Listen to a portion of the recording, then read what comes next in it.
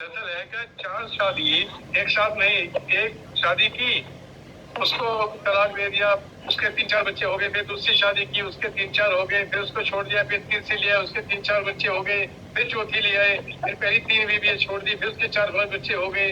तो इसलिए उसमें क्या किया, 18-20 बच्चे हो गए, फिर भी एक ही रखते हैं घर में, या कोई कोई 2 रख लेता है। कहीं न कहीं सच का सबको पता है, मुझे ये बात कहनी भी नहीं चाहिए थी, लेकिन क्या है कि सबको जानकारी है, मैंने बोल दिया। लेकिन समाज का कार्य है, जिस राष्ट्र में समाज अग्रणी होता है वो राष्ट्र संपन्नता की तरफ बढ़ता है, तरक्की रहती है, उसकी सद्बुद्धि रहती है। इसलिए समाज को आगे होना चाहिए। ये कार्य भी सरकार का नहीं है, कुछ ऐसे बहुत कार्य हैं कि समाज को आगे बढ़ करके काम करना चाहिए, सरकार से आगे बढ़ना चाहिए। ठीक है, इसलिए समाज को जागृति होनी चाहिए, शिक्षा के क्षेत्र में, स्वास्थ्य के क्षेत्र में, जनसंख्या के क्षेत्र में, और जो तरह की बातें होती है उनके क्षेत्र में कुछ इंटेलेक्चुअल लोग मिल करके राष्ट्र निर्माण का कार्य करें, व्यक्ति निर्माण का कार्य करे, समाज निर्माण का कार्य करे। अगर ये हो जाए ना जी, तो राष्ट्र का बहुत बड़ा कार्य हो जाएगा। और वही नहीं हो पा रहा आज भारत के अंदर। जी, मुझे ऐसा लगता है जो कार्य वही नहीं हो पा रहा, सब काम सरकार करेगी, सब काम सरकार करेगी, ऐसा नहीं है।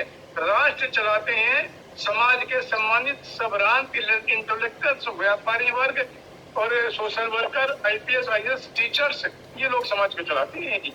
ठीक है दिनेश जी, अभी आप जो बात कर रहे थे, एक शादी होती है, फिर 4 बच्चे, दूसरी शादी हो गई, 4 बच्चे।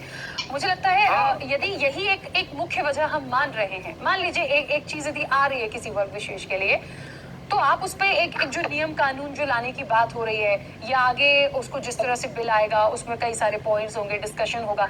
जरूरी तो नहीं है कि एक शादी आपने की है तो आप 4 बच्चे ही पैदा करेंगे, या दूसरी ला रहे हैं तो भी 4 बच्चे ही पैदा करेंगे। मैंने फिर बोला ना, अवेयरनेस की बात आप ही ने शुरू करी थी, तो ये तो समझदारी की खुद की बात है ना। अब इंटेंशनली तो कोई नहीं करता होगा, या हम उनको ये ब्लेम कर दे, जैसा कि भी मोहम्मद कौसर जी कह रहे थे कि पहले की स्थितियों में अभी की स्थितियों में बदलाव आया है, और कहते हैं ना कि सरकार ने 3 तलाक का कानून लेके आया ना जी, 3 तलाक का कानून लेकर के आए, तब थोड़ा सा बदलाव आया है। तो अच्छी बात है, इसको और इम्प्लीमेंट कराएंगे, इस पर कानून बन जाएगा भाई। एक परिवर्तन आया 4 बीवियां यदि रखना है आपको, आप रखिए, एक बच्चे भी तो हो सकते हैं, जरूरी तो नहीं है एक बीवी 4 बच्चे ही पैदा करे। मैं थोड़ा सा देखिए बहुत थोड़ा खरा सा बोलती हूँ सर, क्योंकि जो समझ आ रहा है वो मैं बोलूंगी, तो हमेशा हम सब चीज को नेगेटिव लेके ना चले।